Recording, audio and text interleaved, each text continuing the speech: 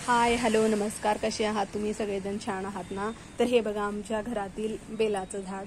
तर मी याची काळजी कशी घेते, बेलाच्या झाडाची काळजी कशी घेते, तर महिन्यातून मी एकदा ह्याला शेणखत आणि हळद आणि चहा पावडर राहते ना ते मिक्स करते आणि याच्या अगदी बुडामध्ये टाकून देऊन हे करते. तर हे बघा शंकर कंकर हे जे शिहरून आणलेलं आहे ना त्याची पूजा आहे. तर माझ्याकडे सगळे झाडे आहेत. हे आहे ब्रह्मकमळ, जेणे की हे 7-8 आलेले होते पण आता परत एक कळी आलेली आहे.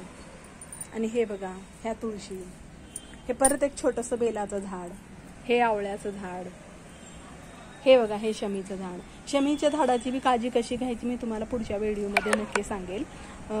कारण कसं आहे की प्रत्येक झाडाला महिन्यातून एकदा तरी आपल्याला चहा पावडर जी राहते ना, अगदी आपण चहा पावडरमध्ये जे चहाला 1 कपाला जे चहा पावडर घालतो ना छोट्या चमच्यानं तेवढंच घालायचं, जास्त काही घालायची गरज आपल्याला नाहीये. आणि जे आपल्याकडे शेण राहतं शेणखत घालायचं. असे बरेच घरचं फर्टिलायझर आपण तयार करायचं. तर कसा वाटला मला माझा व्हिडिओ? तुम्हाला आवडलेला असेल. आणि तुम्हाला जर शमीपत्राची काळजी कशी घ्यायची आणि मी कशी घेतली याची माहिती पाहिजे असेल तर मला कमेंट बॉक्समध्ये नक्की सांगा. चला, जय शनिदेव, ओम नमः शिवाय.